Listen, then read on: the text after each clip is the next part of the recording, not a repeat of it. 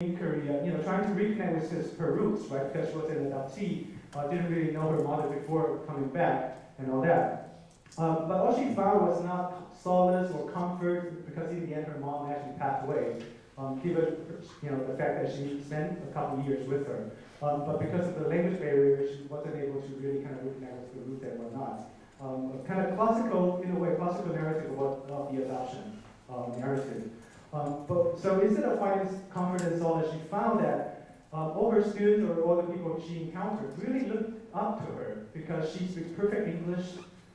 She reads English menus, and she probably shops in those foreigners' shop. And she, given all her terrible trajectory in life, has become the very object of desire that people desire in Korea. And I think in one of the episodes that her cousin says, cousin, how can I speak English like you? Whereas she was thinking, how can I speak Korean like you, so that you guys can take me as a Korean, right? And I think the kind of interesting narrative about Korean adoptees that despite their Korean blood, they are not as accepted. I don't know if that's how true that is, but maybe a Korean scholar can enlighten me on that later. So I think there's such an irony and twist when you reverse the project to an Asian location and look at the kind of structure of desire and anxiety.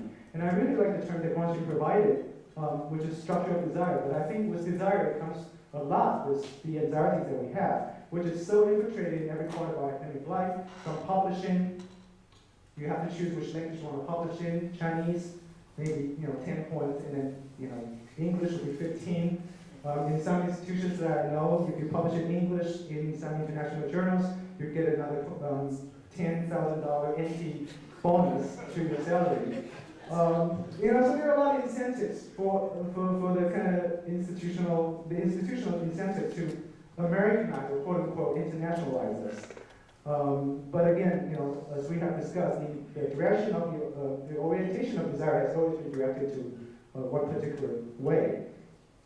So I want to kind of shift this anecdote with comments. So hopefully this is the part of the paper. And then I'll shift it to talk about the poster, which Manju pointed out. And I thank her for that. So it was quite a poster, and the poster has a story behind it. So I guess maybe I can wrap up my talk with that story of the poster. When we're thinking about organizing this workshop, one thing that comes really difficult is that how do we represent that visually? I mean, how do you represent Asian America in a visual form besides looking for some Asian Americans or Asian American looking guys, right, to be on the poster? And then another problem is in Asia. I mean, how big is Asia? How do you put everything on one poster, right? And how far do you want to extend your poster to include every single part that can be possibly considered Asian? So instead we're thinking about maybe we should do map, right? And have the Pacific in the center, and to draw the lines to indicate all the kind of crossovers and whatnot. And then the designer said, no, it doesn't really make sense. It's too blurry. I mean, it's a visual designer. So he rejected it. And I said, okay, what about ticket stop, right? We always have our ticket boarding passes. And then the problem comes, well, it's always one direction, right? So you have to either go from Taipei to Tokyo or to San Francisco to elsewhere. It doesn't represent the other places. And then we're thinking about, what about the board, in the airport where they have all those kind of running signs. You can tell, boarding, right? Gate number 25. Go there right away, something like that, right? And that would be, actually turned out to be difficult because they have to go to the airport and make sure, they get all the flights from the US to Asia and vice versa. All right, so all of that becomes really difficult.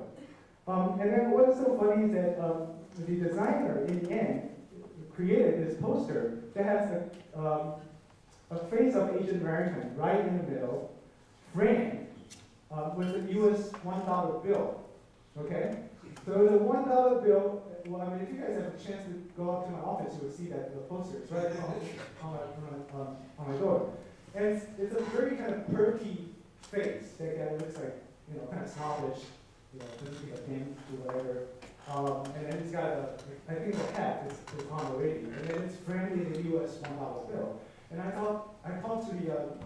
said to the designer, I said, what the heck are you trying to do? Are you trying to make me, create a trouble for me that's like too. So I mean, it's great that we have the $1 bill as a signifier of America, but then again, what are we trying to say to the American friends, right? So no, you really can do it. I mean, you don't want to. I mean, you can get fired, but I can't. So in the end, I said, well, what about something else, something more metaphorical? This is what he comes up with, okay? And so let me give you the story here. He actually found someone who is his friend, an Asian American, who actually he did it like. Okay, he thought the guy was really snobbish, and he just acted like an American, with that swagger in Taipei and all that. But somehow he was able to talk to that guy into taking those photos. So he took a series of those photos, and we picked the one that only has his back on. Right? So it wasn't looking to see the face, because face actually tells much more. But without the face, it also it allows someone to imagine his face. And then the hat. So what I'm trying to say with this written is that it is impossible, like we have discussed, to represent Asian America. It is also impossible to represent Asia. However, we are not trying to emphasize primarily on mobility. As Oscar was saying, right? I mean, large percentage of the population in this world is not as mobile as we can.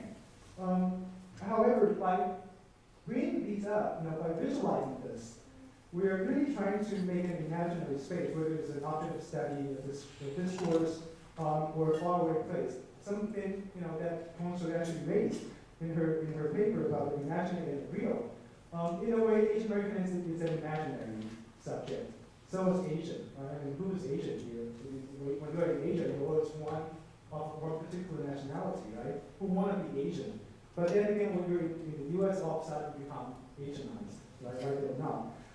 So I think what's important is that you have that imaginary process and turn that into something real. And by real, I mean, stuff as what Guangxin was mentioning about Tema, about Pino, about Philippines, about Subic. And they were actually arguing about the number of US bases. I actually have a copy of Thomas Johnson's the latest written basis with me, which says 737 US bases, according to the US Department of State.